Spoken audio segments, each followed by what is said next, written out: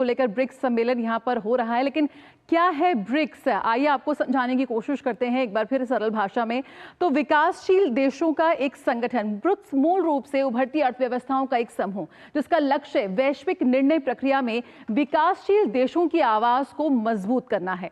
और कब हुई थी इसकी शुरुआत? 2006 में अगर बात करें तो 2006 में ब्रिक्स की नींव रखी गई। ब्राजील, रूस, भारत और चीन ने 2006 में पहला सम्मेलन किया जिसमें सहयोग, विकास और बहुपक्षीयता को लेकर अपना साझा दृष्टिकोण अपनाया गया। और 2010 में दक्षिण अफ्रीका भी इसके साथ जुड़ गया। अगर हम आगे बात करेंगे, सदस्यों की बात करें तो ब्राजील, रूस और हम बात करें भारत, दक्षिण अफ्रीका, चीन है इसके संस्थापक सदस्य। और इन 5 देशों ने मिलकर ब्रिक्स को एक समन्वित मंच बनाया जहां आर्थिक विकास, वैश्विक सुधार और सहयोग पर यहां पर जोर दिया गया। अगर हम बात करें इसके विस्तार की तो 2024 में इसका विस्तार हुआ और 6 नए देश इसमें शामिल हुए जिसमें मिस्र, इथोपिया, ईरान और यूएई जैसे देश इसमें शामिल हुए। साथ ही इंडोनेशिया जैसे 6 सदस्य देशों को इसमें शामिल किया गया।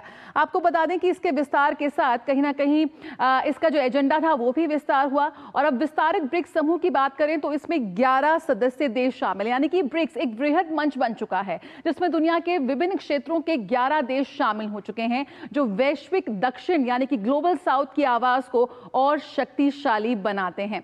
और ब्रिक्स की बात करें तो ब्रिक्स में अगर हम इसके पार्टनर देशों की बात करें तो 12 पार्टनर देश भी इससे जुड़ गए हैं। 12 सहयोगियों को ब्रिक्स ने अपने साथ जोड़ा है जो पूर्ण सदस्य नहीं है लेकिन नीति और कार्यक्रमों में भागीदार रहते हैं। और ये देश ब्रिक्स की आउटर सर्कल डिप्लोमेसी को दर्शाते हुए नजर आते हैं। इतने वृहद मंच की अगर हम बात करें तो करीब 49% वैश्विक आबादी का प्रतिनिधित्व करते हैं ब्रिक्स देश, जिसकी कह सकते हैं कि कुल जनसंख्या लगभग 3.9 अरब है जो दुनिया की कुल आबादी का लगभग 49% है। यानी कि ये इससे सबसे बड़ा जनप्रतिनिधि मंच बनता है। अब बात कर लेते हैं जीडीपी की। तो 40% वैश्विक जीडीपी का प्रतिनिधित्व करते हैं जीडीपी देश। ये ब्रिक्स देश कह सकते हैं कुल अर्थव्यवस्था का कि लगभग 40% है जो इसे G7 की बराबरी का आर्थिक मंच बनाता है। बात करें व्यापार की तो 26% वैश्विक ट्रेड का प्रतिनिधित्व भी ब्रिक्स देश करते हुए नजर आते हैं। यानी 1/4 से अधिक इंटरनेशनल ट्रेड इन्हीं देशों के जरिए होता है। अगर आप बात करें ब्रिक्स सम्मेलन की एजेंडे की तो इसमें इस बार क्या खास नजर आएगा? बात करें तो ग्लोबल साउथ की मजबूती, विकासशील देशों की सामूहिक आवाज और नेतृत्व को सशक्त बनाना पहला एजेंडा। वैश्विक शासन में सुधार, यूएनएससी, आईएमएफ जैसे संस्थानों में प्रतिनिधित्व का पुनर्गठन करना। और भू राजनीतिक महत्व का जिक्र कर लेते हैं तो पोलराइजेशन के बीच संतुलनकारी वैश्विक शक्ति के रूप में अपनी मौजूदगी दर्ज कराना।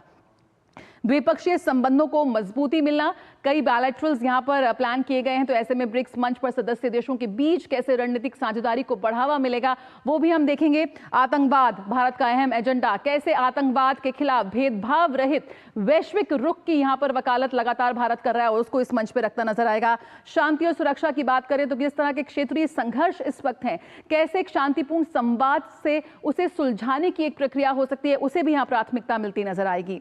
एआई का जिम्मेदार उपयोग, कैसे एआई के नैतिक और सुरक्षित इस्तेमाल को हम कर सकते हैं, उस पर जोर रहेगा। जलवायु परिवर्तन, वैश्विक स्वास्थ्य, ये अहम मुद्दे हैं इस वक्त।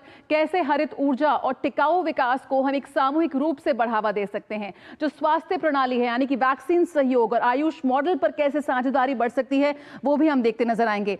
आर्थिक सहयोग, कैसे व्यापार की बात करें, निवेश और टिकाऊ विकास के लिए हम एक साझा रणनीति बना सकते हैं। डॉलर पर निर्भरता कम, कैसे हम वैकल्पिक वित्तीय व्यवस्था की ओर रुख कर सकते हैं और स्वायत्ता की पहल भी यहां पे कर सकते हैं। ब्रिक्स मुद्रा बनाना, साझा मुद्रा की संभावना पर विचार, लगातार इस पे बात हो रही है लेकिन कैसे वैश्विक वित्त में एक नया विकल्प बन सकता है ये इस बार देखने की बात होगी। स्थानीय मुद्रा में व्यापार करना, लोकल करेंसी में कैसे हम आपसी व्यापार कर सकते हैं, भारत लगातार इस पे बात कर रहा है। इसके इस्तेमाल को कैसे बढ़ावा दिया जा सकता है, इस पे ब्रिक्स सम्मेलन पे भी होगा। लॉजिस्टिक्स लागत कम करना, कैसे हम स्मार्ट सप्लाई चेन बना सकते हैं और ट्रांजिट कॉरिडोर के जरिए व्यापारिक लागत को घटा सकते हैं, इस पर विचार हो सकता है। परिवहन को बढ़ावा देना, कनेक्टिविटी एक हमारा अहम मुद्दा है, तो इंफ्रास्ट्रक्चर और कनेक्टिविटी में साझी परियोजनाओं का विस्तार हम देख सकते हैं। North south transit corridor Asia, Africa और यूरोप को जोड़ने वाले वैकल्पिक मार्ग का समर्थन भी यहां पर ब्रिक्स देश करते नजर आएंगे। ऊर्जा सुरक्षा की बात करें, कैसे ऊर्जा सुरक्षा, व्यापार और निवेश को बढ़ाने की बात करें तो तेल, गैस और नवीकरणीय स्रोतों में सहयोग से हम ऊर्जा आत्मनिर्भरता की ओर आगे बढ़ सकते हैं। व्यापार और निवेश को बढ़ाने की बात करें तो आसान व्यापार तंत्र और नई आर्थिक साझेदारी को कैसे बढ़ावा मिले, इस पर ध्यान होगा।